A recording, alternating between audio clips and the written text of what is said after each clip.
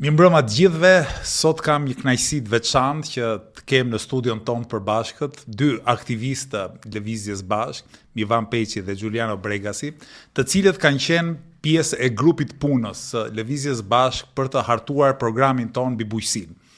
Programi Lëvizjes Bashk do të botohet, shpresojmë, brenda javëve të ardhshme dhe bujqësia ka për të qenë një nga sektorët më të rëndësishëm edhe në termat analizës së problemeve që e karakterizojnë sektorin e bujqësisë, po edhe të një alternative të re zhvillimore.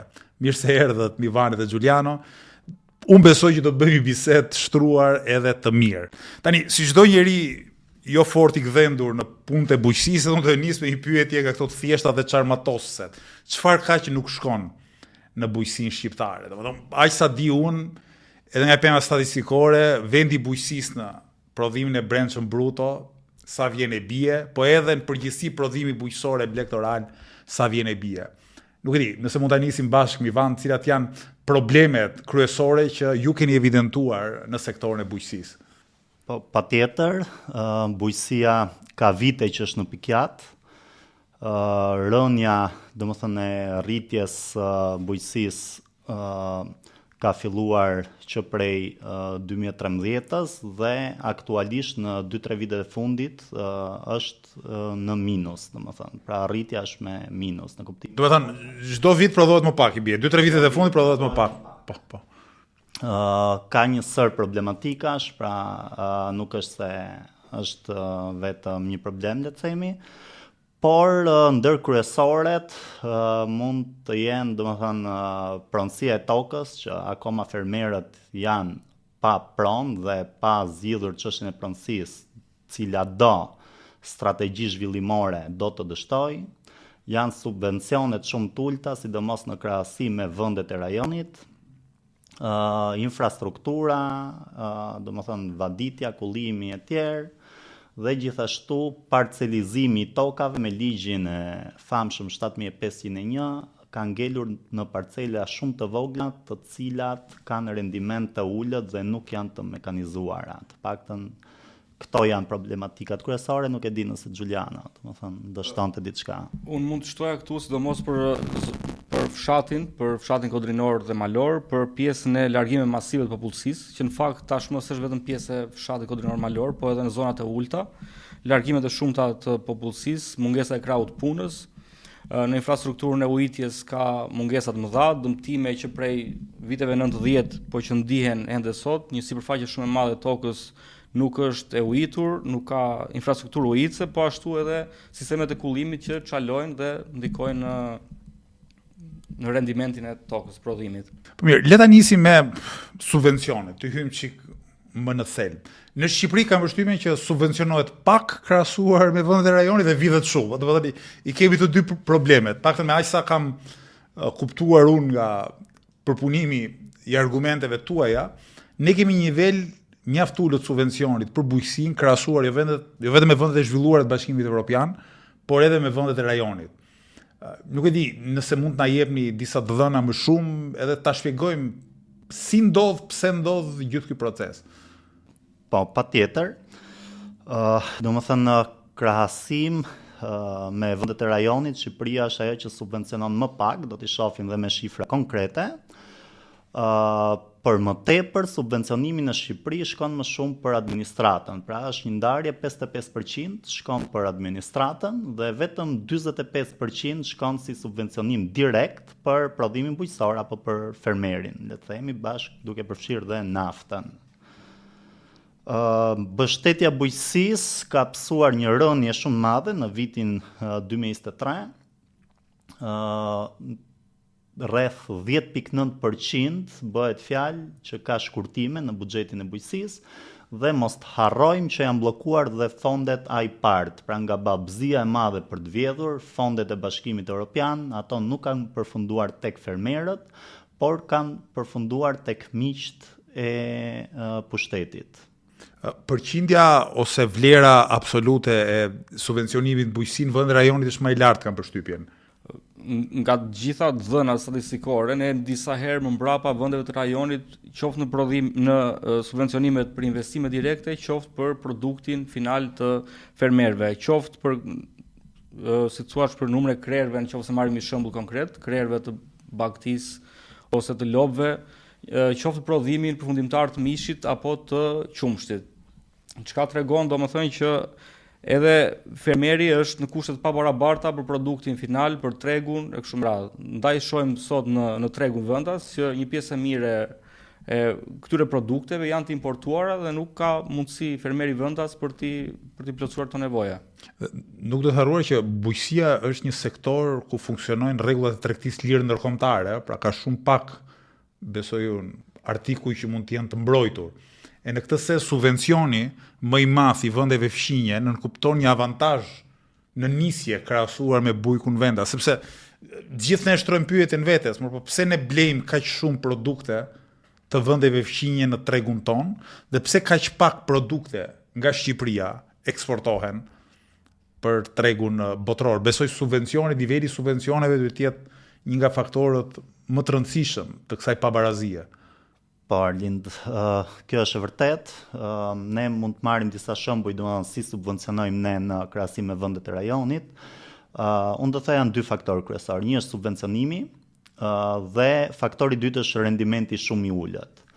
Le të shohim pak subvencionimin për shembull për çmimin e qumshit. Na del që çmimi i qumshit në Shqipëri është nga 40 deri në 60% më i lartë se sa në vendet e rajonit.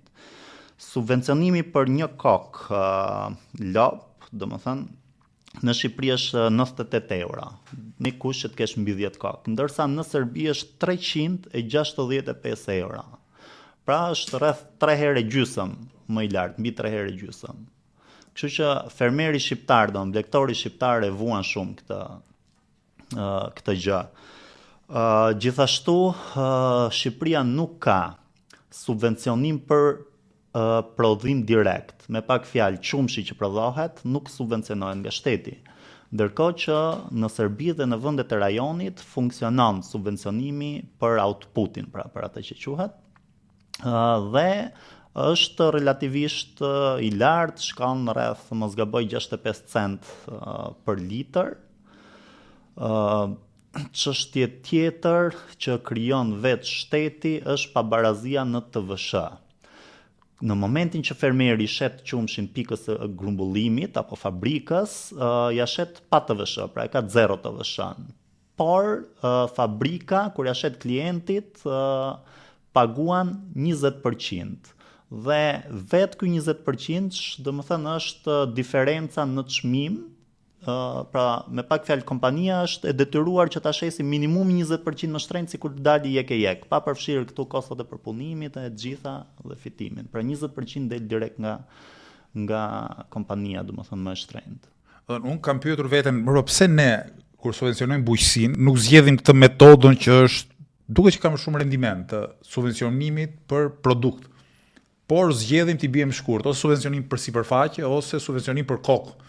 Baktie. Dhe tani një nga përgjigjet që më ka shkuar në mendje, mbasi ja fus komplet kot, edhe më thoni ju, është që ne kemi një administratë shtetërore shumë dobët, shumë të kompromentuar, dhe ndoshta mënyra më e mirë që ti të kesh një minimum kontrolli është të matësh sipërfaqen, më kupton? Se sipërfaqja besoj ose krerët mund maten në kollaj se sa si thua litrat e qumshit apo produkti.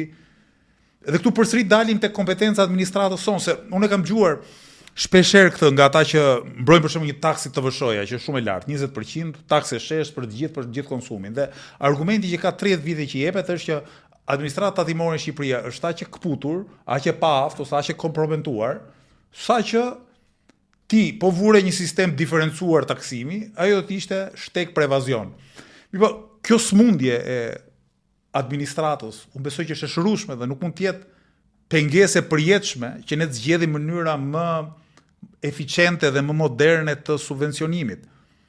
Se më kujtohet, edhe një sekond, i përmendim Ivani, fondet e IPARD-it. I vetmi vend që na e kanë bllokuar apo jo. Por kjo tregon sa të korruptuar janë nga kreu tek fundi i kësaj administrate. Domethënë, se di çfarë mund të shtojmë në këtë pikë. Mendoj që konstatimi yt qëndron për administratën qoftë korruptuar, qoftë të paaft, domethënë. Nuk e di, në podcastin që kemi patur me Edvin Zhlimin, që është ekspert i zhvillimit rural, fshatit e kështu me radhë, pedagog i Universitetit Bujqësor, ai ka thënë që ne nuk kemi aftësinë për të patur një numër të saktë të krerëve, për shembull të baktisë, të blegtorisë që kemi në vend. Le pastaj të pretendosh që të kemi një pamje të qartë, si thua, të produktit final. Nga ana tjetër, është e vërtetë që mund të ishte një mas subvencionimi për produktin final, po ka nevojë edhe për investimin paraprak, sepse në qoftë se mund një fermer që do të investojë në, si thua, në kultura që duan disa vite, s'po them për blegtorim, por për bujqësinë, janë kultura pemë dru frutor që duan disa vite të hyjnë në prodhim. Arra, po marr si shembull ulliri që duan shumë vite të hyjnë në prodhim, duhet të investim fillestar për ta mundësuar duhet subvencionim fillestar për ta mundësuar investimin dhe pastaj mund të subvencionohet shtesë edhe për produktin që vjen nga këto pemë, domethënë. E kuptoj. Ajo që më troj që më mendje tjetër në parashtrimin tuaj është problemet e mëdha me pronësinë. Do thënë, sigurisht Shqipëria ka bërë një reformë agrare në vitin 1991, të mishëruar nga ligji 7501 për ndarjen e tokës bujqësore. Kam përshtypjen kriteri ka qenë ndarja për frym. Do thënë, sa më madhe të ishte familja, aq më shumë sipërfaqe toke apo krerë baktish merrte. Dhe sigurisht kjo reformë 1991 është miratuar në mënyrë konsensuale, pra kanë votuar së bashku aso kohë Partia Demokratike dhe Partia Socialiste në Parlamentin 1991. Unë sigurisht e kam studiuar nga pamja politike, domethënë, për të parë marrëdhëniet midis partive politike aso kohë. Në mars të 1991 PD-ja kishte humbur zgjedhjet e para pluraliste. Në 31 mars të 1991 dhe interesant ishte fakti që kishte fituar bindshëm në qytetet e mëdha, po kishte humbur bindshëm nëpër fshatra. Dhe një nga arsyet që u interpretua aso kohë që pse PD-ja kishte humbur bindshëm nëpër fshatra, aso kohë ishte 60% e popullsisë në fshatra, kështu që të humbje fshatin do të thotë humbje zgjedhjet. Ishte sepse fshatarët kishin frikë nga kthimi latifondistëve, ose kthimi çiftligarëve. Pra kishin frikë se, si thua, shpërbërja e kooperativave që duke e pashmangshme, kooperativat do shpërbëheshin, pak në ajo ishte fryma e kohës, do të sillte përsëri në krye të fshatit apo si pronar të mëdhenj ish çiftligar, dhe kjo ka qenë veçanërisht e theksuar në zonën e Ulcirës perëndimore. Aty kanë qenë edhe latifondet ose prona e madhe bujqësore. Kështu që kam përshtypjen edhe për arsye politike aso kohë PD-ja së bashku me PS-n bën një reformë agrare që në termat përgjithshëm përsërit atë reformë të 1946, të ndarjes së parë të tokave përpara se të fillonte procesi i kolektivizimit. Madje unë në disa artikuj që lexoja aso kohë tek RD-ja, për arsye komplet tjera, lexoja te RD-ja aso kohëshme, se në thënjësh në 10 vjeç isha, kështu që mos e marr dikush që nga 10 vjeç lexoja gazeta. Po, më vonë për arsyet e mia studimore jam kthyer gazetave të kohës dhe kam bërë disa artikuj të RD-ja që ka qenë një ekspert mjaft i rëndësishëm i PD-s së kohës, pasi u bë ministri i bujqësisë, po u shkarkua më vonë Recep Uka, i cili në disa artikuj thoshte që e bronte këtë reformën e 1991 dhe thoshte nuk duam kthimin e fshatit në feudalizëm. Pastaj kjo ishte fryma e 1991, pra që reforma e tokës është një reformë barazimtare, ku toka dhe krerët ndaheshin në parim sipas familjeve, sipas frymës sa njerëzve ishin në familje. Mirë po me kalimin e viteve kanë përshtypjen pak në një pjesë territorit të Republikës së Shqipërisë. Kjo reformë ose kjo mënyrë ndarjes tokës ka prodhuar probleme si nga ripamja e njohjes pronësisë, përcaktimit kufijve, ashtu edhe në sensin e prodhimit bujqësor, produktivitetit. Domethënë një reformë ndoshta në frymë barazimtare për kohën, ndoshta nuk ka sjell të gjitha efektet e pritura. Kështu që do doja të analizonin çik më tepër efektet e saj. E kësaj ndarje toke, ti fole pak më herët mi van për parcelizimin ekstrem tokës në Shqipëri. Nuk e di, na e përpunojnë çik më tepër idenë. Atëherë, ashtu siç e theksove, domethënë, toka u nda për familje apo për frym. Dhe këtu takonin parcelat vogla. Duhet të kemi parasysh që nuk është se një familje mori një parcel të tërë në një vend të caktuar, për arsye barazie gjithashtu, domethënë u ndan tokat në vende të ndryshme. Pra për shembull, le të themi 2 dynym në një vend dhe 10 kilometra apo 5 kilometra më tej 2 dynym tjerë, po të njëjtës familje, për shkak se cilësia e tokës nuk është e njëllojtë. Dhe kjo solli patjetër një parcelizim të tejskajshëm, e cila nuk ka asnjë mundësi për ta mekanizuar apo për të ndjekur politika zhvillimore, domethënë në avangard me këshillimin dhe kërkimin shkencor bujqësor. Dhe kuptoj, do të thënë kemi jo vetëm shumë pronar të vegjël tokash, po edhe shumë toka të vogla për çdo pronar apo jo, domethënë pronësia e çdo familje është e fragmentuar, pikërisht në emër të frymës së barazisë, që jo çdo tokë është e barazvlefshme në kuptimin e produktivitetit. Kjo pastaj ka sjell dhe vështirësinë e investimeve, domethënë nuk ka qenë eficiente që një pronar tokë të investojë në një tokë shumë të, si thua, shumë të vogël, një parcel shumë të vogël, pastaj të investojë, siç tha edhe Mivani, në një parcel që është shumë larg nga kjo, që s'lidhen me njëra tjetrën. Dhe veç kësaj edhe legalizimet janë një problem shumë i rëndësishëm. Sipas të dhënave, vetëm 40% e parcelave në Shqipëri janë të legalizuara. Të mendosh pjesa më e madhe, pas 35 vitesh, pjesa më e madhe, 60% janë pa legalizuar. Dhe veç kësaj, kam përshtypjen, nuk ka shifra të sakta për këtë, kam përshtypjen që këto që janë të legalizuara janë, si thua, në vendet më të afërta me qytetet më të mëdha, me zonat më të banuara. Sa më larg të shkosh, aq më pamundur është të jetë të legalizuara, aq më e vështirë, madje ka shumë zona që nuk ka regjistrim fillestar. Domethënë, pronarët e tokave, fshatarët kanë AMTP-n e 91-shit, që janë të shënuara parcelat me emrat përkatës, siç i ka ndarë Komisioni i Fshatit, po nuk dihet, shteti nuk e di se ku është e përcaktuar kjo parcel, ku është kufiri i saktë, me këndahet, me kësndahet, që si thua fshatari, fermeri ta ketë më të lehtë edhe procesin e legalizimit për të pajisur me certifikat pronësie. Kostot për të legalizuar, për të marrë certifikat pronësie për një tokë në një vend që nuk e di a do e kthej ndonjëherë atë vlerën e investimit vetëm për certifikatën, janë shumë të mëdha si kosto, kështu që ndajsh dhe ky problem, përveç pastaj edhe konflikteve që mund të kenë lindur që në momentin e ndarjes tokës, një pjesë nuk kanë rënë dakord me tokën që është ndarë, kanë kërkuar të jetë toka ku kanë patur paraardhës të tyre, kështu me radhë. Është një problem që zvarritet. Në disa zona të Shqipërisë, mos gaboj, sidomos në verilindje, po ndoshta edhe në zonat caktuara të jugut, sidomos zonat malore flasim, gjithmonë, kam përshtypjen që de facto kjo ndarje 1751 nuk ka shkuar përpara, domethënë. Popullsia është kthyer një ndarje tokash para 46 ose apo jo. Domethënë kanë shkuar te tokat e paraardhësve tyre. Ndoshta duke pas parasysh diçka që në zonat malore edhe pabarazia ka qenë shumë e vogël.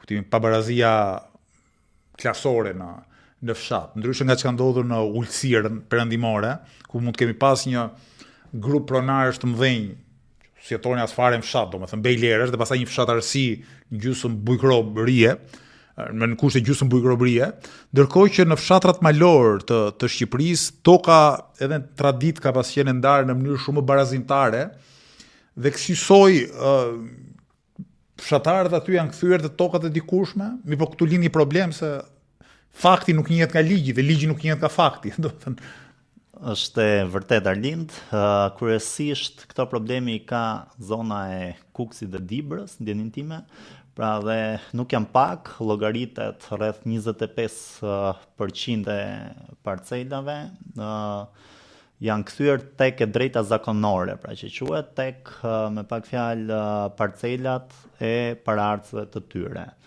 Ato i shfrytëzojnë de facto, pra kullosin aty baktin e tyre apo i mbjellin me kultura bujqësore, por aman ligji ja njeh në një vend totalisht tjetër. Çfarë sjell kjo? Kjo sjell një pengesë të madhe sepse ata nuk mund të aplikojnë për subvencione. Në mënyrë që të aplikosh për subvencione duhet të tregosh dhe pronësinë e tokës apo një akt qiramarrja, diçka të tillë.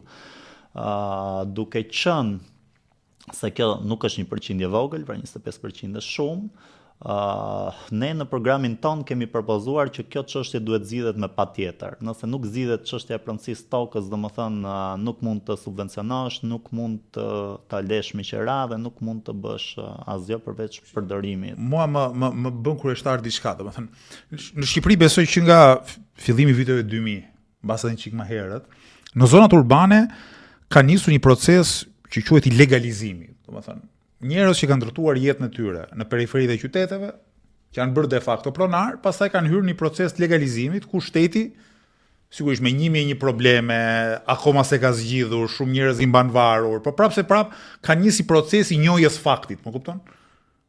Ndërkohë që në zonat rurale jo, domethënë kuptimin, domethënë nëse në ato komunitet, po them në Dibër apo në Kukës, nuk ka konflikte mes banorëve, banorët tashmë e kanë njohur të drejtën zakonore. Ndryshe nga që ndodhë në zonat urbane ku ka dhe konflikte. Në zonat urbane ku edhe ka konflikte, shteti ka ndërhyrë dhe ose të pakën tenton të japi farë zgjidhje. Ne e dim që në shumë aspekte nuk i jep zgjidhje dhe prandaj shpërngulin njerëzit, prishen shtëpitë e kështu me radhë, por aty në zonat rurale, çfarë i ka penguar që të njohin faktin, domethënë të njohin faktin në mënyrë lokale, se nuk thua dot që meqen fakti nuk përputhet me ligjin, o do e bëjmë faktin të i shkoj për shtat ligjit, duke se i shtati aty prokustit dikur, që të hysh në shtrat duhet të presin këmbët, duart, veshët që ti jesh brenda shtratit. Domethënë ligji në momentin që në një zonë të paktën duket për arsye sociale, historike, që është i pazbatueshëm, 34 vite janë vërtet shumë për të kuptuar që është i pazbatueshëm dhe për të gjetë një akomodim. Pra që ligji t'i afrohet realitetit dhe jo realiteti faktik edhe besoj një pandryshueshëm t'i afrohet ligjit. Po unë s'kam vëre ndonjë përpjekje serioze për këtë gjë. Deri tani nuk ka asnjë përpjekje, thuhet që do bëhet diçka paketa e maleve, pra deri tani kemi parë në draft, ka ftuar Edi Rama kështu me tymnaja, domethënë emigrantët që të kthehen, por unë besoj se kryesore është burokracia dhe paaftësia, domethënë të gjitha qeverisjeve të deri tanishme. Me këtë ritëm që kemi, pra Giuliano tha që 40% janë zgjidhur, i bie që mas një 40 e kusur vitesh zgjidhet çështja e pronësisë dhe kemi akoma, domethënë, e bukur e kësaj është që tokat bujqësore në përgjithësi, përveç vendeve bregdetare, nuk janë as në konflikte të mëdha, domethënë, që thua siç janë shtëpitë apo pra nuk është se ka gjyqje të mëdha përveç zonave të himarës. Po. Kështu që duhet zgjidhur patjetër dhe ne propozojmë domethënë një zgjidhje që të njohim atë çka është de facto, domethënë nuk ka arsye pse ti mos ta zgjidhësh. Shteti ynë duket sikur vepron me një logjik fitimprurse, jo thjesht përgjegjësi që ka politike ndaj qytetarëve të vet. Çfarë dua të them me këtë? Shteti ynë mund ndërhyj për të zgjidhur këto probleme ose si thua për të ndërhyrë në raste të caktuara, vetëm atëherë kur ka një interes të madh, sidomos kur ka ndonjë oligark që ka një plan të caktuar për të investuar diku, për të glabruar toka të caktuara diku.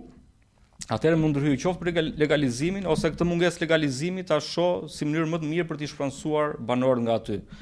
Nga ana tjetër, parcela, toka që janë shumë larg, që sprovojnë një farë interesi të madh, që mund të jenë braktisur në një farë kuptimi dhe nga vet ata fshatarët e zonës, shteti thotë lëre se ç'po më intereson mua për këtë. Nëse më vani përmendi paketën e maleve.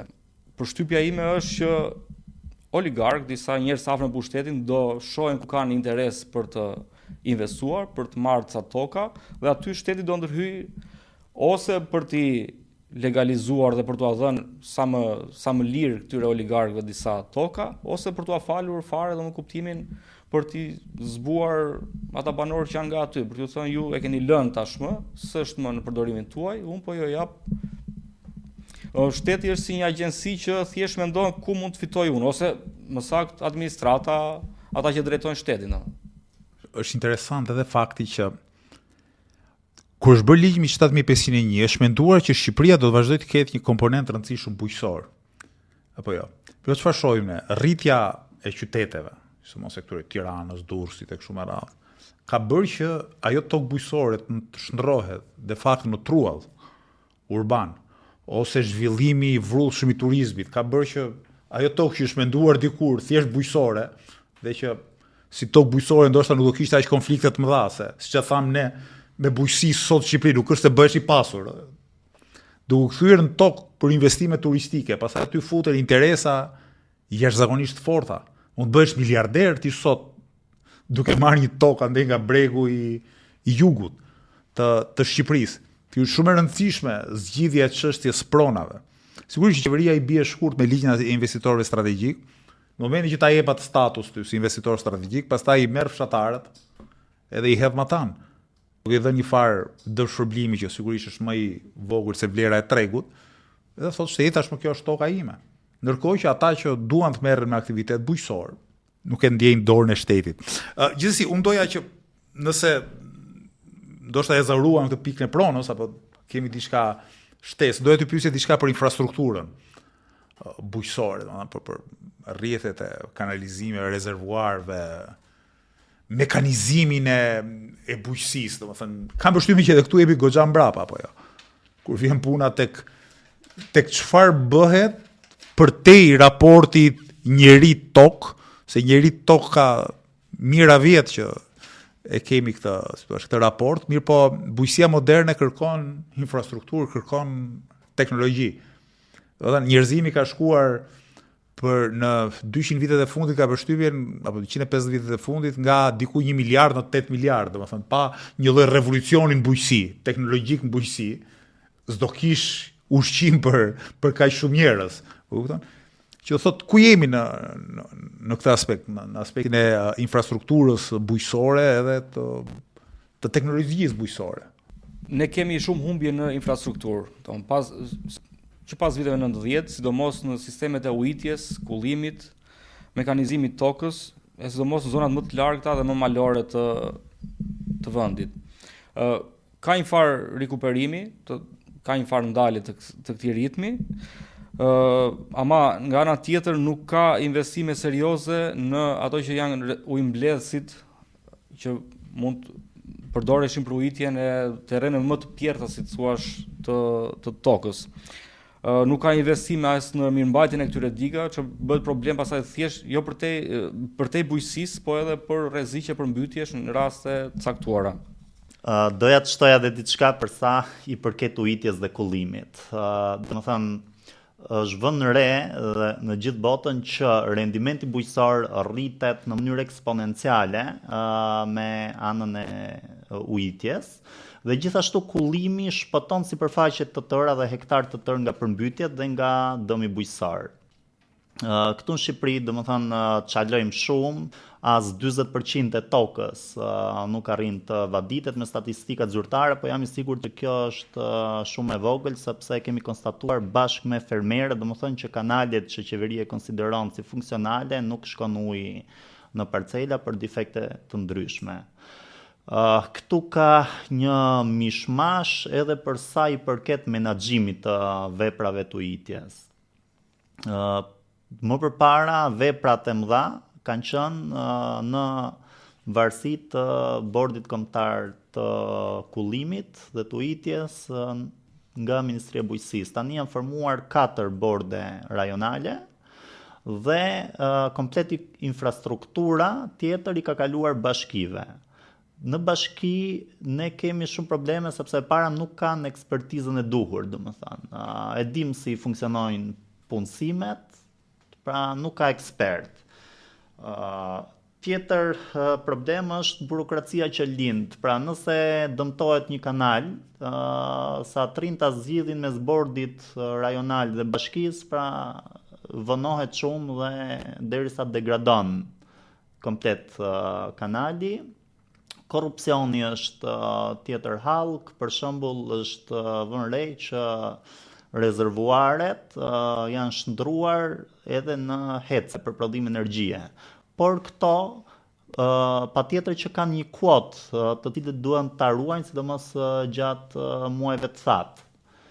Duke qenë se pronarët e tyre, domethënë janë njerëz me pushtet dhe të lidhur ngushtë me organet qeverise, nuk i respektojnë limitet dhe nuk i shkon pothuajse ujë fare në parcelat toksore.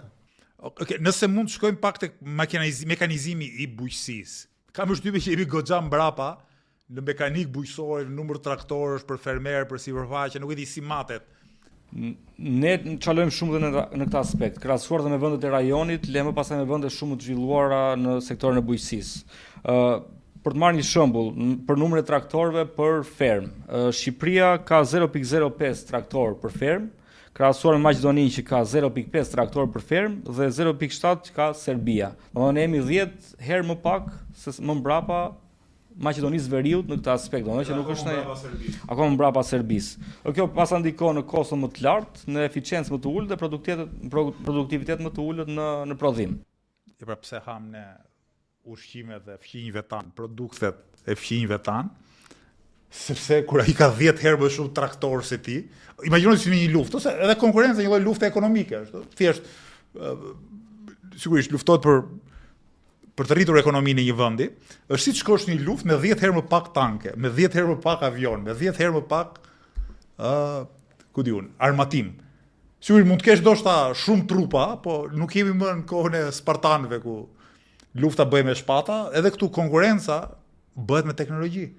Bëhet me teknologji dhe ne kemi në rastin më të mirë 10 herë më pak traktor se Republika e Maqedonisë Veriut. Jo Franca, se thua Franca, dakord, një vend i shumë zhvilluar bujqësor, po 10 herë më pak traktor për ferm se Republika e Maqedonisë së Veriut. Por ta përkeqësuar akoma më shumë këtë Arlind, është shumë interesante se si fermerët na thonë, domethënë na tregojnë që edhe këto traktor shkojnë o me korrupsion, pra kundrejt një haraçi, ose shpeshherë i jepen njerëzve që janë të lidhur me pushtetin. Pra, kjo do të thotë që në rastin më të mirë shkojnë me korrupsion, në rastin më të keq nuk janë eficient, sepse ndoshta ata nuk janë, domethënë, adap për atë punë, apo diun mundet që edhe ta shesin më vonë për të përfituar ato para. Domethënë, ndodh dhe kjo. Pra vidhet, jo vetëm kemi më pak fonde se të tjerët, për ato fonde që kemi vjedhin, zyrtarët e Ministrisë Bujqësisë, ministret, ku diun, gjithkush që ka zë në të. Kam dëgjuar madje që një pjesë e fondeve jepen për kështu, për tip e zëm quhen bujtina, po mund të jetë thjesht restaurimi i vilës kryetarit të bashkisë në fshat. Apo ndodhet këto gjëra kam. Pati shumë raste nga fondet e IPARD-it që u përmendën, domethënë, që shumë kishin shkuar për vila në Bregdet nga këto. Ishin shënuar si restaurime për bujtina dhe ishin restauruar vila, ishin ndërtuar vila oligarkësh, njerëz të pushtetshëm. Sa bukur, kryetari i bashkisë X për shembull, merr fonde nga Bashkimi Evropian, në letra duket sikur po investon në jo, tip bujtine që ka fermën aty rrotull, në të vërtetë po rregullon shtëpinë vetë, po tash. Në fakt nuk e merr kryetari i bashkisë, e merr vllai, çuni hallës, që rregullon shtëpinë e kryetarit të bashkisë zakonisht drejt për drejt. Okej, korrupsioni, vëllezër, korrupsioni. Tamam, një smundje kancerogjene në të gjitha çështjet, aspektet, fushat që ne kemi trajtuar na del korrupsioni. Ai korrupsioni tamam se korrupsion kancer kanë të gjithë bashkëngëllore, nistore, që ha gjithçka, han industri, han strehim, han bujqësi, han industri, vetëm ha. Gjithsesi, të shohim në çike edhe me syt nga ardhmja. Unë e di që një nga propozimet tona më të guximshme, le të themi, po edhe më të rëndësishme, dhe që ka konsensus të plot besoj mes ekspertëve të fushës, është promovimi i atyre që quhen shoqëritë bashkëpunimit bujqësor. Pra, të bashkëpunimit mes fermerëve në mënyrë që të rritet produktiviteti i punës, të shtohen, le të themi, kapacitetet mekanike të prodhimit. Si është gjendja aktuale, Mivan, edhe çfarë mund të bëjmë ne më mirë se ç'është bërë deri më sot kur vjen puna tek shoqëritë e bashkëpunimit bujqësor? Atëherë, gjendja është për i bret, e mos më keq. Sot numërohen rreth 100 shoqëri të bashkëpunimit bujqësor, do t'i quajmë SBB për më kollaj, domethënë. Por shumë pak prej tyre janë realisht efektive. Pra numërohen, mund të them, me gishtat e dorës dhe ka shumë pak shembuj të mirë. Pse janë të nevojshme SBB? Pra pse është i nevojshëm bashkëpunimi në bujqësi? Sepse me 350.000 ferma të vogla, pra me parcelizimin që e cekëm më herët, është e pamundur që këshillimi bujqësor të shkojë për secilin fermer dhe t'japi këshillat e duhura. E dyta, këto sipërfaqe të vogla nuk mund të mbillen, pra është jo produktive mbjellja e tyre me një kulturë të caktuar. Pra duhet kemi hektar të tërë në mënyrë që ta mekanizosh. Dhe bashkëpunimi pikërisht synon që të zgjidhë këto probleme, pra të plotësoj nevojat e përbashkëta që kanë fermerët. Duhet kemi parasysh që shoqëritë e bashkëpunimit bujqësor, pra SBB-t, ekziston një legjislacion relativisht i mirë që është marrë nga shembujt e Bashkimit Evropian. Këtu bëhet fjalë pra për bashkim për shembull të prodhimit apo bashkim të mekanikës bujqësore, bashkim të inputeve, pra të atyre pesticideve, plerave kimik, farave, e tjerë. Pra nuk është vetëm koncepti i bashkimit tokës, siç ka ndodhur në sistemin e kaluar. Më shumë është pra bashkëpunimi i marketingut e tjera. Dhe që bëhet fjalë sigurisht për një bashkëpunim vullnetar, domethënë që të mos ngatrohemi, domethënë jemi përpara opsionit të bashkëpunimit vullnetar të fermerëve të vegjël që në kushtet e fragmentimit dhe të parcelizimit ekstrem të tokës, tek bashkëpunimi, jo vetëm termat e bashkimit tokave, por edhe të mundësisë për të marrë subvencione, edhe për të bler farat, pleherat, për t'i lejuar vetes traktorin base, do ishte mjaft më eficiente, sepse edhe në ekonomi është një parim që quhet i ekonomisë së shkallës, do të thënë sa më e madhe të jetë një ndërmarrje, aq më shumë prodhon për njësi të kohës apo për njësi të prodhuesit. Edhe bujqësia sigurisht që tek intensiviteti i saj, pra te fakti që shumë faktorë prodhimi bëhen bashkë, mund të arrijë nivele mjaft rëndësishme. Mirë, cilat janë deri më sot problemet, pse nuk ka ecur praktika e SBB-ve? Është thjesht çështje kulturore, domethënë njerëzit që janë skeptik nga e shkuara e kooperativave, nuk kanë nxitjet e mjaftueshme nga shteti. Çfarë ndodh?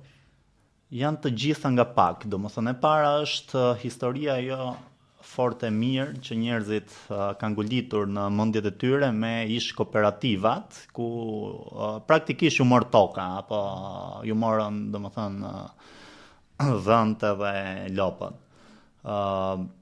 Në fakt, shoqëritë e bashkuara moderne, domethënë janë totalisht private, pra le të themi bashkëpunim, ku secili ka tokën e vet, certifikatën e vet, thjesht siç thash, ato bashkëpunojnë për inputet dhe për nevojat e përbashkëta. E dyta është moskokçarja e shtetit. Pra shteti nuk ka këmbgulur aq sa duhet për të bindur. Fermerët bashkëpunojnë vetëm kur kanë bindjen që bashkëpunimi do t'i sjellë përfitime. Pra nëse ti nuk merr një rajon edhe ta bësh një projekt pilot, shembull, ku të gjithë të shikojnë sepse kjo vërtet funksionon dhe dalin me fitime dhe ja vlen domethënë që të bashkëpunosh, ato do të ngelin domethënë në si individ, pra nuk do formojnë SBB-t.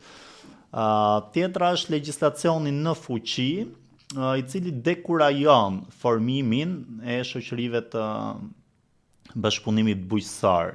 Dua të theksoj për shembull që nëse ti je individ, fermer i vetëm,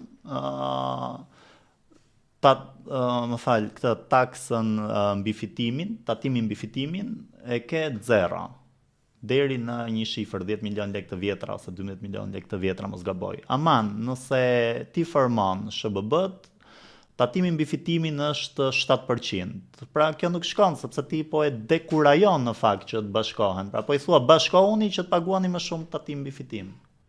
Në fakt do të ishte paktën i njëjti nivel taksimi, domethënë, mjaft figurit ose 0, pikërisht për të nxitur fermerët që të bashkëpunonin me njëri tjetrin.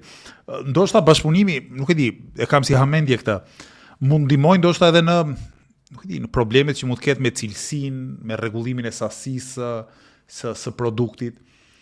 Sepse shpeshherë kjo konkurenca si thua, e egër, kur ti duhet mbjetosh me çdo kusht, se nëse dikush shkel rregullat, po si shkel edhe ti rregullat falimentove, ka përshtypjen bashkëpunimi në lokalitet, duke u dhënë më shumë siguri fermerëve, rrit edhe cilësinë e produktit.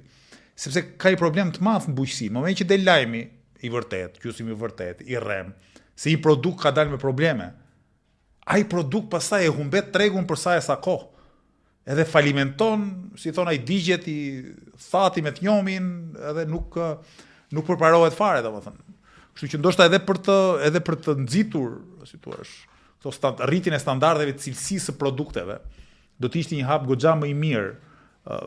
Më të qenë hap më i mirë, goxha më i mirë bashkëpunimi bujqësor. Nga ana tjetër po më shkon mendja tek përfitimet jo vetëm nga teknika, po edhe nga ekspertiza shkencore që po thoje pak më herët.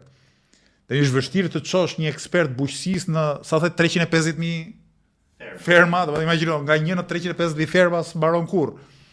Në vend që do kishim ferma më të integruara, më të mëdha, me më shumë punonjës, pronar punonjës, se mund të jenë të njëjtët persona, sigurisht që edhe dhënia e ekspertizës do ishte goxha më eficiente.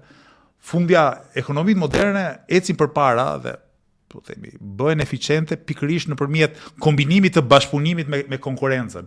Ne na është kriju iluzioni se vetëm konkurenca në kuptimin e ndarjes e thërmimit të aktorëve ekonomik, të pluhurosjes, bërë tyre pluhur, na çon përpara, por në fakt çdo ekonomi e përparuar është e përparuar sepse ka gjetë pikën e duhur të si thua të integrimit të bashkëpunimit ose të ekuilibrit midis bashkëpunimit edhe konkurrencës.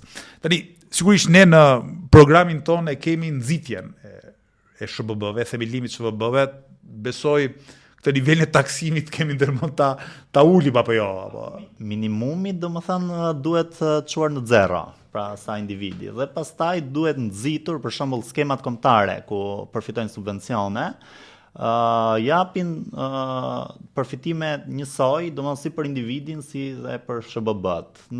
Ne jemi për subvencione më të larta për fermerët që bashkëpunojnë. Pra duhet ketë, si thua, duhet ketë përfitim fermeri nga bashkëpunimi, por nuk pati përfitim nga bashkëpunimi, sigurisht bashkëpunimi nuk ka përndodhur kurrë, dhe do vazhdojmë të kemi një bujqësi ku mos gaboj 36% e forcave të punës janë 36-38 duket janë bujqësi, edhe prodhohet shumë më pak pjesë prodhimit brendshëm bruto, gati gjysma e kësaj përqindje është kontributi i bujqësisë në prodhimin e brendshëm bruto apo jo. Çështja është që kjo do të bërë seriozisht Arlin, nxitja e shoqërisë të bashkëpunimit bujqësor. Nëse mbani mend një video të famshme të Erion Veliajt para një viti, ju thoshte disa fermerëve në një fshat të Tiranës, u thoshte bashkohuni ju sa për të marrë këto financimet, pastaj bëni çfarë doni me lopët delet tuaja, do bëni këtë hilen e lezetshme, domethënë këta edhe s'kan turp pas sa thon publikisht, domethënë në vend të nxisit seriozisht të bashkëpunime midis fshatarëve, fermerëve për tokën, për bagtitë e kështu me radhë, që kjo formë bashkëpunimi të jetë produktive në vazhdimsi, këta thonë bëni ca hile, merrni ca lekë aty dhe pastaj shiko vazhdoni ju atë aktivitetin tuaj, domethënë tek ajo ferma e vogël, tek ajo prodhimi i vogël 5 pula, 2 dele, domethënë që në fund fare nuk kanë rezultuar produktive pas 30 ca vitesh. Po këtë që e bëjnë, do e thonë edhe publikisht, domethënë, ja vjet me Evropën si, ja fusim edhe pikërisht sepse mendësia e kësaj qeverie dhe e qeverive të mëparshme është domethënë vetëm vjedhja. Pra ato nuk duan t'ia dinë në kuptimin që ju bashkëpunoni që të rrisni rendimentin dhe t'ulni kostot, por thonë bashkëpunoni që të vidhni ca lek, merrni ca lek, kuptimin ja të vidhni dhe ne dalim bukur me foto që po shpërndajmë subvencione dhe ju gjasni sikur keni bashkëpunuar.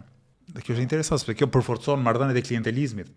Siç ti ja jep disa fermerëve, me ata që ke marrëdhënie varësie, u jep ca fondet pa merituara, ata pastaj ta kanë borxh ty. Po ta kanë borxh ty personalisht fondin që u jep.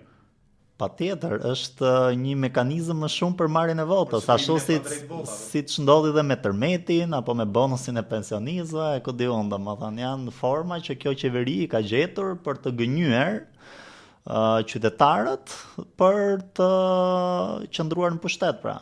Po është interesant sepse në momentin që ndihma është e tipit me shkelje syri, merri këto lekë dhe blej celular fundja, çon si ka nëse do investosh bujqësi apo jo.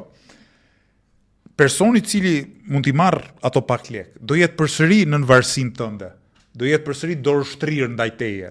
Në qoftë se këto para do të investoheshin vërtet dhe do të krijonin shoqëritë bashkëpunimit bujqësor, pastaj përfituesi i fondeve, përfituesit në shumës të fondeve, do të ishin autonom, sepse do ishin tashmë në krye të sipërmarrjeve të suksesshme, produktive, që s'do ja kishin nevojë kësaj marrëdhënie varësie me shtetin. Pra këta, në farë kuptimi, enkas e riprodhojnë prapambetjen, pikërisht për të përfituar, edhe në terma të korrupsionit, edhe në terma të përfitimit shumë politik, jep vota, tregti votash, domethënë.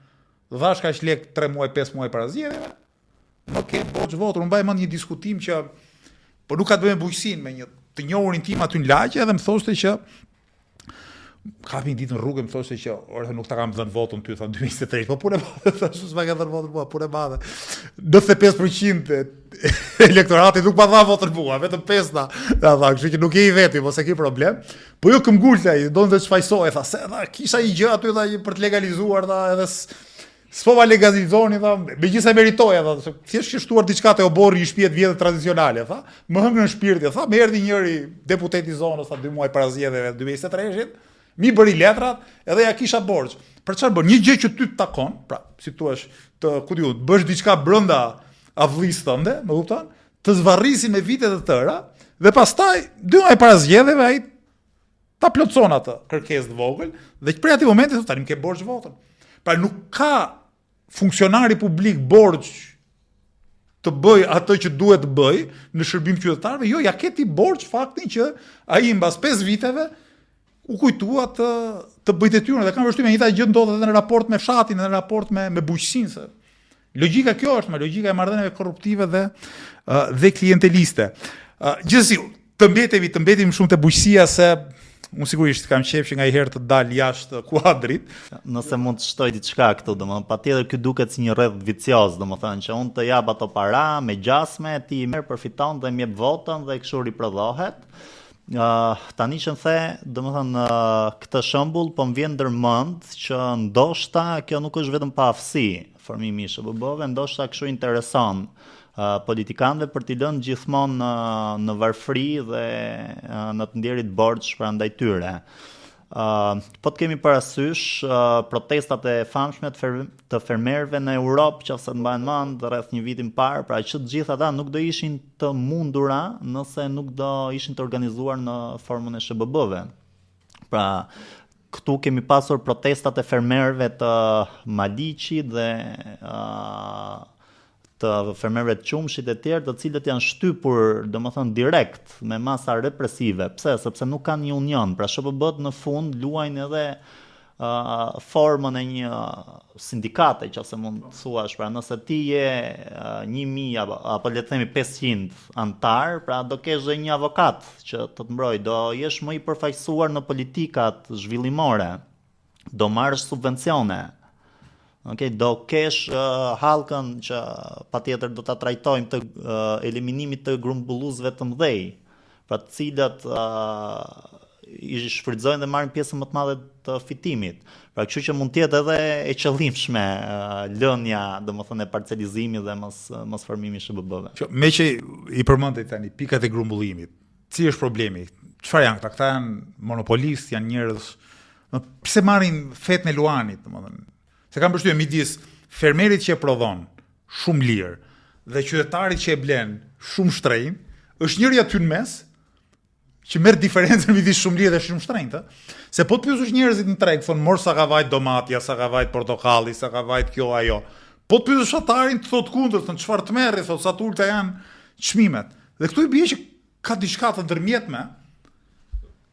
Ka disa probleme. Një nga këto e përmendej që këta janë monopolistë në treg. Dhe ne kemi parë shumë raste që fermerë në Lushnjë, për shembull, denoncojnë raste që ata kanë prodhim çmimet shumë të ulta për prodhimet që kanë, domatja, shalqini ose produkte të tjera që i flakin se nuk shiten, nuk shkojnë në treg, ndërkohë që në marketet në Tiranë apo në Durrës, në vende bregdetare, çmimi i tyre është shumë i shtrenjtë.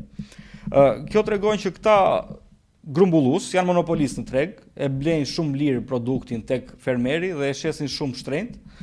Nga ana tjetër këta e kontrollojnë tregun, nuk ka institucione që ti kontrollojnë. Po, madje ka raste që ndodh, sidomos kur shkon për eksport, domethënë që grumbulluesi e mbledh produktin dhe nuk e paguan fermerin. I thotë do të paguaj në momentin që do ta shes dhe fermeri nuk di çmimin.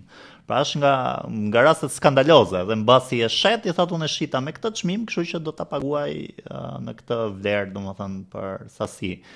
Kjo është totalisht skandaloze, pikat e grumbullimit duhet ushtruar kontroll dhe unë kam dyshime shumë të forta sepse o pikat e grumbullimit janë edhe importues gjithashtu të mëdhenj.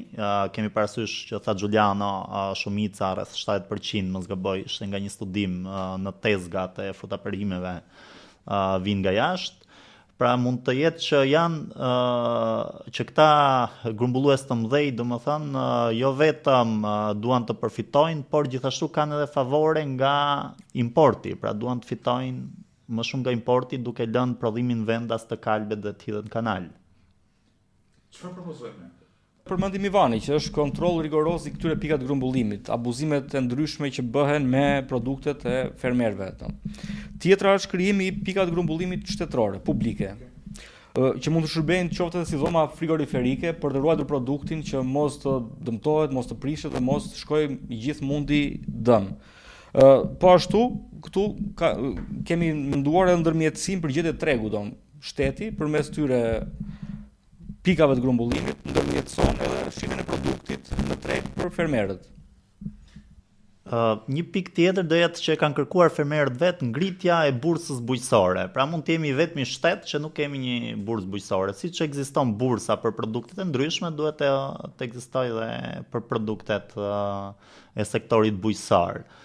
Tjetër hallk është, le të themi, Ministria e Bujqësisë e jona dhe shteti lanë duart duke thënë që ekonomia e lirë dhe tregu i lirë ne nuk ndërhyjmë dot. Po çfarë bën Bashkimi Evropian? Bashkimi Evropian për shembull ka të ndaluar që ti të shesësh në kosto. Pra minimumi duhet të jetë në koston e produktit. E dyta, ka politika favorizuese të fermerëve, pra me subvencione e tjera, dhe e treta, këtë prodhim ai ja shet institucioneve shtetërore, pra e blen prodhimin dhe e shet tek, le të themi, institucionet e burgjeve, shkollat, spitalet, e ku di unë, në mënyrë që jo vetëm ndihmon fermerin, por gjithashtu shmang edhe abuzimet me tenderat e fryrë. Okay. Kam idenë se ne kemi propozuar këtë nisëm në zgjedhjet lokale të Tiranës, pra besoj se kemi qenë vetëm subjekt politik. Kemi pasur parimin nga ferma në shkollë, pra ideja ishte që fermat e rreth e rrotull, brenda territorit, fermat bujqësore brenda territorit të një bashkie, të situat jashisin produktin institucioneve shtetërore, sidomos shkollave. Ne edhe në programin ton të arsimit për këto zgjedhje do të vazhdoj me idenë e 2023-shit për shkollat me afat të gjatë. Pra, nëse fëmijët do rrinë shkollë deri në orën 16 apo 17, sigurisht duhet hanë një vakt aty. Pra. Dhe shkolla në momentin që do të ketë një kuzhinë që do të gatuaj për fëmijët, atëherë ky produkt do duhet të blihej me përparësi nga fermerët lokal, pra nuk ka pse të importohet. Kësaj ne kemi një ushqim të shëndetshëm në shkolla. Fëmijët nuk hanë patatina, hamburgera, e ku di unë çfarë tjetër. E dyta, ne nxisim ekonominë prodhuese vendase. Dhe gjithë ky problemi që përmendet ju të mbetje stok të prodhimit apo të prishjes prodhimit, te kalohet. Po unë prapë mendoja në kuadrin e SBB-ve. Atë doja të shtoja, domethënë që ne përmendëm shoqëritë e bashkëpunimit bujqësor më herët, pikat e grumbullimit ne i kemi menduar edhe në këtë aspekt, nxitje e shoqërive të bashkëpunimit bujqësor në si pika grumbullimi, sepse nuk është vetëm tek bashkimi parcelave, Mivani përmendi disa raste, qoftë në inpute, qoftë në makineri, edhe ky është rasti konkret i pikat grumbullimit, që disa fermer, disa grumbullues, le të themi, disa grumbullues bëhen bashkë të krijojnë një pikë grumbullimi që pastaj është më vështirë për të bërë abuzime, siç është tregu i sot monopolist. Po mendoj edhe diçka tjetër. Midis fshatarit vogël dhe pikës grumbullimit ka një asimetri shumë fort pushteti ekonomik. Fshatari vogël po se se shiti atë pak gjë që ka prodhuar, mbasi s'ka ushqim darkë në shtëpi. Ndërkohë që grumbulluesi është një biznesmen i madh apo jo. Pra është biznesmen i madh përballë fshatarit vogël. Dhe sigurisht që ujdia midis tyre, çmimi, ka për të qenë shumë i ulët për fshatarin dhe shumë i leverdisshëm për grumbulluesin. Në qoftë se fshatarët e vegjël bashkohen në shoqëritë e bashkëpunimit bujqësor, nuk është më një fshatar i vogël përballë një grumbulluesi të madh, por është një bashkim i madh fshatarësh përballë një grumbulluesi të madh, dhe këtu ka një ekuilibër forcash. Dhe sigurisht edhe çmimi i produktit tyre, pra i nuk thot do ty ktheu mbrapsht, ik në shtëpi se kam 100 si ty që duan të fshesin të jetin produkt. Jo, sepse ata 100 janë bashkë. Dhe kanë rënë dakord që nuk e shesin produktin poshtë këtij çmimi, që është pak në çmimi minimalisht që të prodhojë një farë fitimi, atë mos na shkoj mundi dëm. Do sa fermer kanë përshtypjen unë në fund ditës e shesin dhe nën kosto nga halli, vetëm që të mos kthehen fare pa lek, domethënë e humba që humba, po të humb 30% jo 100% asaj që kanë hedhur. Dhe SBB do ishte ndoshta një përgjigje edhe ndaj kësaj asimetrie të pushtetit. Patjetër që po, SBB-t do ta zgjidhin përfundimisht, domethënë këtë problem, dhe aq më tepër ato do mund të shisnin me markën e tyre. Pra, kur kemi një bashkim fermerësh, këshillimi bujqësor është më i mirë, më produktiv, rritet rendimenti dhe kryesorja është gjetja e tregut, sepse sot fermerët prodhojnë diçka. Okay, por problemi është që ato e hedhin kanal. Ne kemi parë para disa ditësh doli një fermer në zonën e Devollit, i cili kishte prerë drufëtorët, sepse tha nuk ndel kosto dhe s'kan forcë punëtore. Dhe ku diun, nëse ky do ishte i bashkuar me fermer të tjerë dhe shteti do ta ndihmonte, për shkak nuk kishte pse ti priste nga mosshitja, por shumë thjesht mund të aplikonin për një dhomë frigoriferike, pra shteti ndihmon në krijimin e dhomës dhe mund ta ruanin produktin e madje ta shesin me çmim shumë më të lartë kur ai produkt nuk është i stinës. Mirë, një çështje tjetër që ka rëndësi për zhvillimin e qëndrueshëm të bujqësisë janë inputet bujqësore. Cila është gjendja e prodhimit, qarkullimit, tregtimit tyre në Shqipëri, edhe çfarë propozojmë ne që të përmirësohet në këtë aspekt? Atëherë, pikë së pari, domethënë tek inputet futen plerat kimik, futen pesticidet, insekticidet, farat, pra çdo gjë që fermeri përdor për prodhimin bujqësor. Situata është totalisht jashtë kontrollit dhe në gjendje të mjerueshme. E para, fermerët ankohen për çmime inpute shumë të larta. Kjo sepse gjithçka vjen nga jashtë dhe sepse pikat e shitjes së inputeve bujqësore janë jashtë çdo kontrolli nga shteti. Pra e vendosin, janë pak a shumë si pikat e grumbullimit, pra situata monopoli.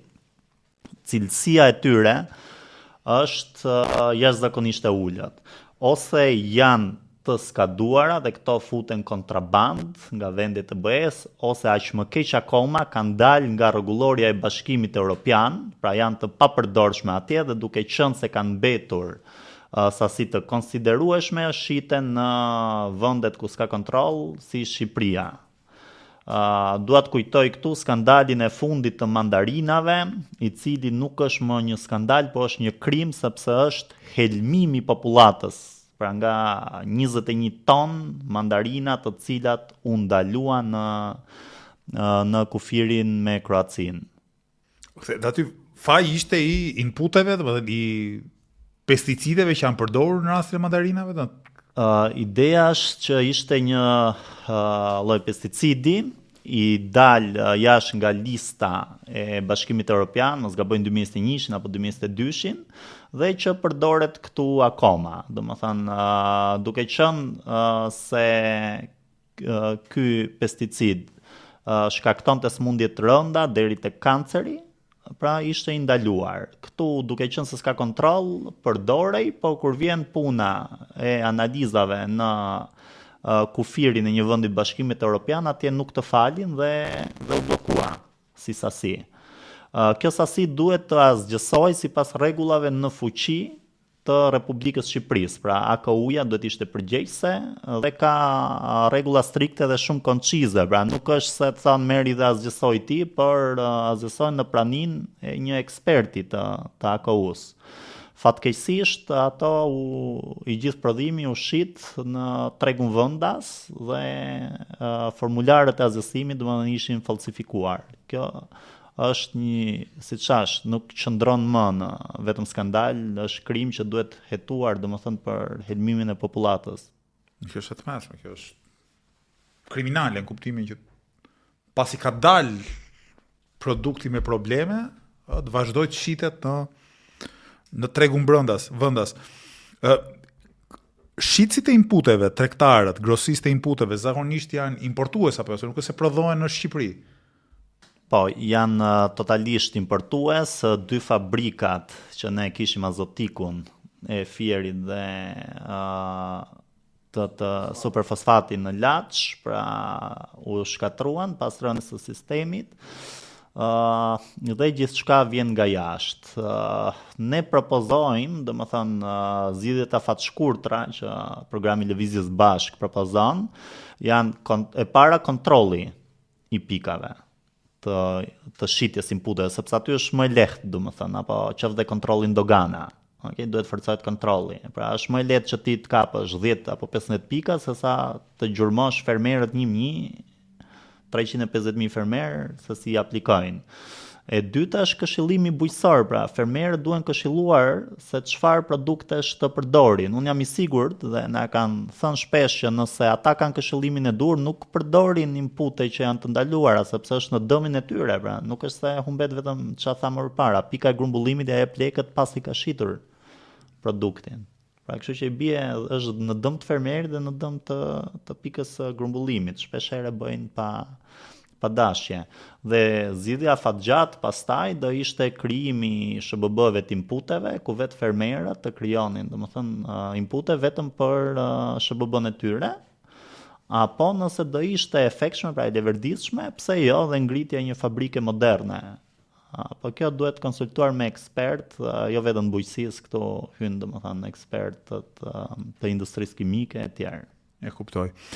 Nuk e di, nëse mund të shkojmë qëndrojmë pak tek industria agropërpunuese, domethënë, sa e zhvilluar është në vend, çfarë dobësish ka edhe si mund të bëhet më efektive dhe më eficiente. Industria agropërpunuese në vend ka një farë zhvillimi, por përgjithsisht është e përqendruar tek prodhimi i bukës. Është vajozë pjesë më të madhe të tregut, domethënë nga furrat e bukës që futen tek kjo fushë.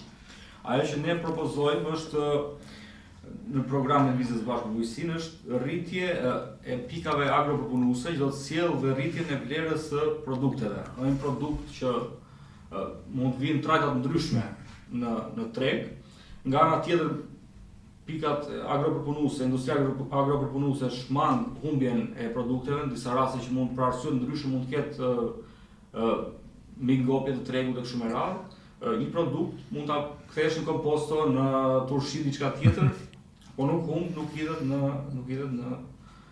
nga fermeri. Nga ana tjetër, përmes industrisë agropërpunuese mund të furnizosh tregun vendas, po edhe për eksport ose është mundur me produkte vendase që vijnë këto trajta siç thamë të ndryshme të përpunimit. Po, është totalisht e vërtet çka tha Giuliano. Unë doja të vjen pak në dukje një disproporcion, domethënë, të pikave agropërpunuese apo kompanive agropërpunuese me vendet më prodhuese të bujqësisë. Nga statistikat shojnë se 31% e industrisë agropërpunuese është e bazuar në Tiranë, por ndërkohë Tirana pothuajse mund të jetë e fundit ndër qarqet prodhuese të produkteve bujqësore. Fieri ka 12% dhe Durrësi 10%. Rrethet më produktive në bujqësi janë Fieri, Lushnja, Korça dhe Berati. Pra në rrethet që prodhojnë më shumë ka më pak fabrika. Dhe kjo patjetër që rrit kostot, detyron fermerët ta hedhin produktin në kanal, kur shumë mirë ai mund të kthehej dhe me vlerë të shtuar, pra nëse ti e përpunon, rritet vlera e produktit. Unë në bisedën që pata para disa muajsh me profesorin e Universitetit Bujqësor, Edvin Zllima, po më thoshe që një pjesë e mirë e industrisë agropropurnuese e importon lëndën e parë, pra produkti që do të përpunohet. Madje kam pas rast të flas një ditë edhe me një sipërmarrës të këtyre industrive të mishit, dhe tha ne marrim nga jashtë, sepse s'ka, blegtoria vendase është aq dobët, do të them, s'ka mish praktikisht, vetëm një pjesë e restoranteve më tha mundet të përdor mish vendas, dhe sigurisht me një çmim goxha më të lartë, gjithë të tjerë thotë për shkak të dobësisë shumë të madhe të blegtorisë, jemi detyruar të importojmë, kështu që ne edhe aty kemi industri, nuk është se i kemi gjitha hallkat e prodhimit në Shqipëri, do të kryet vetëm një nga proceset. Të gjitha proceset e tjera ose një pjesë e konsiderueshme e proceseve të tjera të vinë nga jashtë, ta mendosh që ne dikur kemi qenë vend bujqësor blegtoral, domethënë që blegtoria dhe bujqësia jon prodhonte mjaftueshëm për në vitin 2022 kemi 13% rënje të krerëve në blegtori, ndërsa 10 vitet e fundit rënje 50% të krerëve, për ta përforcuar ato që the importin e mishit nga jashtë. Madje një emision investigativ të para pak muajve, një sasi e madhe mishi që vinte nga Brazili, mos gabofsha, mishi i grirë që vinte nga Brazili, që shkonte sikur çdo ganohej në Kosovë dhe pastaj kthehej sikur ishte mish viçi i freskët dhe shitej shumë shtrenjtë.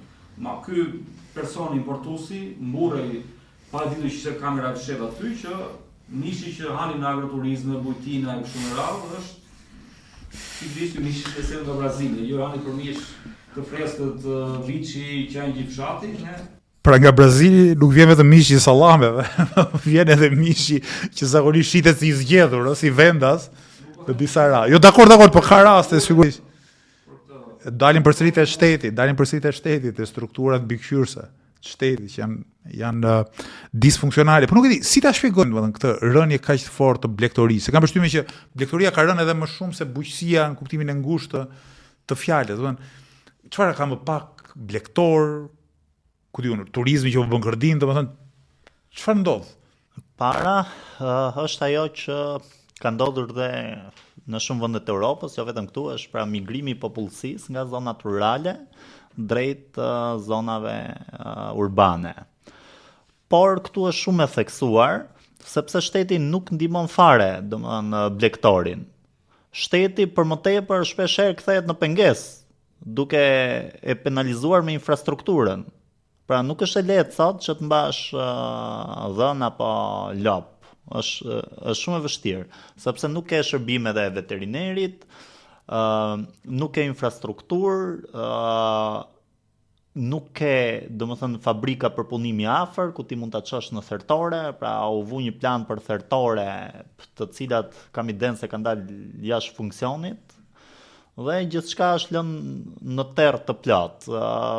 Sa më parë subvencionimin shumë të ulët, pra 98 euro për një kokë lop, ndërkohë që vendet e rajonit japin 365, pra 5 herë më shumë. Kështu që kjo ka sjellur që fermeri dhe blegtori dalin me humbje, duke sjellur numrin në rënje drastike. Kur flasim për rënjen e prodhimit të mishit, sidomos për flasim për batitë e imta. Dhe flasim praktikisht për fshatin kodrinor malor. Unë përmend në fillim bisedës se kam më për zemër duke qenë se vetë vi nga një fshat shumë goxha malor, domethënë, dhe jo problematikat. Problematikat lidhen shumë me infrastrukturën bazike, jo thjesht bujqësore, por bazike, si thotë rruga.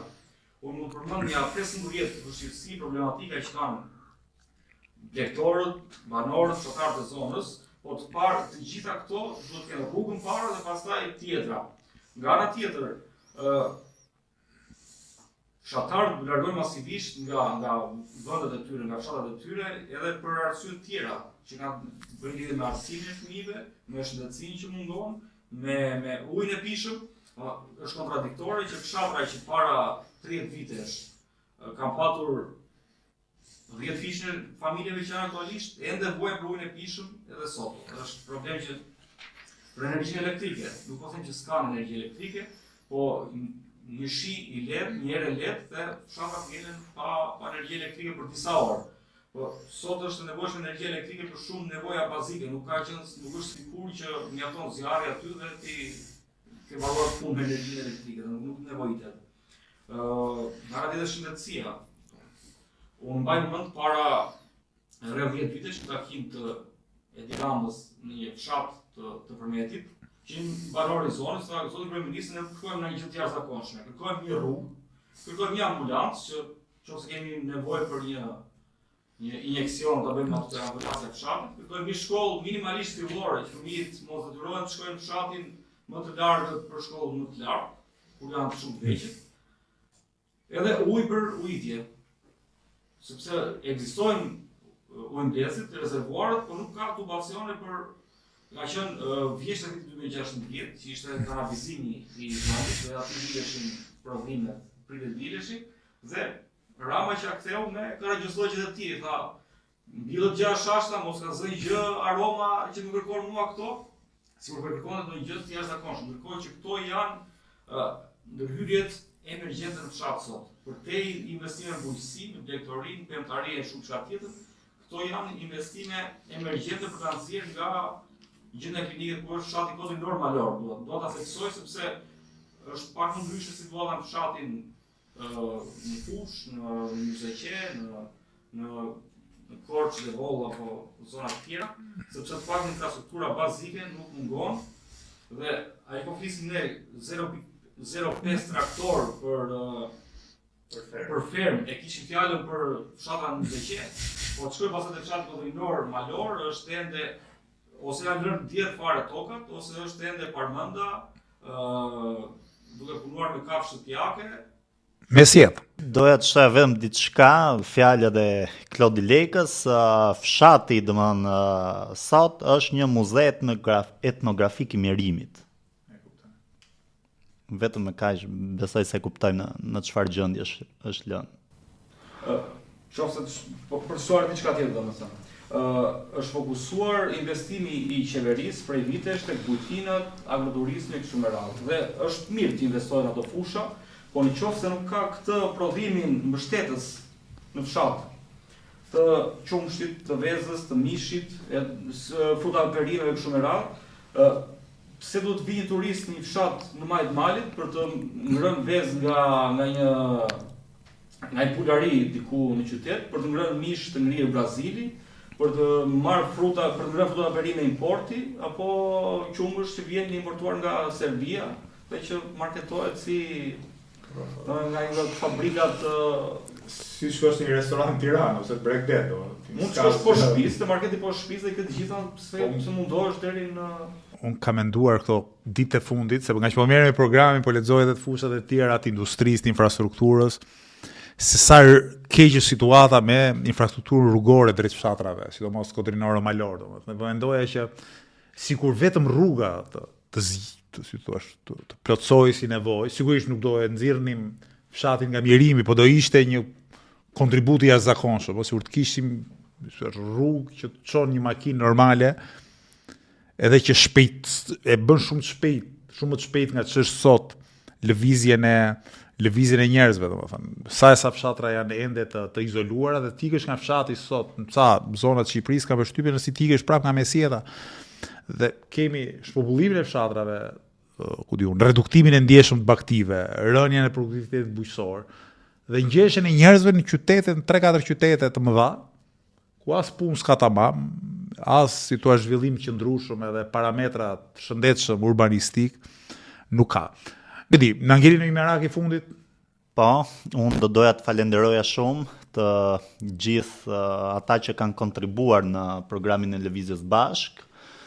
Pari profesor Edvin Zhlima, cilin ti e kishe në podcast, dua të falenderoj Fatmira Almuçën, e cila na ka ndihmuar jashtëzakonisht shumë me SHBB-t, dhe Abdurrahim Ashikun, i cili ndodhet në Athinë, kurse dy të tjerë nuk preferuan që të përmendim emrin, domethënë preferuan të ruajnë konfidencialitetin. Në Shqipëri jemi vëllezër, të ndihmosh një parti si Lëvizja Bashkë me 2-3 ide për programin e bujqësisë, mundoj të thot për ty humbjen e vendit punës apo presione të gjithanshme, gjithsesi ne i falenderojmë të gjithë, falenderojmë edhe shikuesit tan. Unë besoj që biseda jonë ishte mjaft e dobishme, e rëndësishme, na shkoi mirë për publikun që ndoshta nuk e ka vënë re, si Mivani, si Giuliano e kishin me ankth çik të punë, se nuk janë mësuar fort me kamerat apo me diskutimin publik, por unë besoj që na shkoi goxha mbar, folëm, prekëm probleme, dham idetë kryesore të lëvizjes bashk për fshatin edhe për bujqësinë. Shumë shpejt ne do kemi programin e lëvizjes bashk dhe po e them paraprakisht që kapitulli i bujqësisë është më i gjati. Më i gjati, më kompleksi dhe mund të them edhe më i rëndësishëm ose nga më të rëndësishmit. Keni bërë një punë të jashtëzakonshme, ju përgëzoj. Sigurisht keni pasur edhe sugjerimet e disa ekspertëve të fushës, por kam përshtypjen që puna juaj ka qenë e jashtëzakonshme. Ju falenderoj në emër të gjithë aktivistëve të lëvizjes bashk dhe besoj edhe të opinionit publik për punën që keni bërë. Faleminderit Arlind, do ftoja të gjithë simpatizantët tanë të hidhni një sy programit dhe programi është për të nxjerrë bujqësinë nga errësira që e ka kapluar këto 34 vite. Kjo është dalja e parë publike imja pas 14 vitesh, gati 14 vitesh aktivizëm.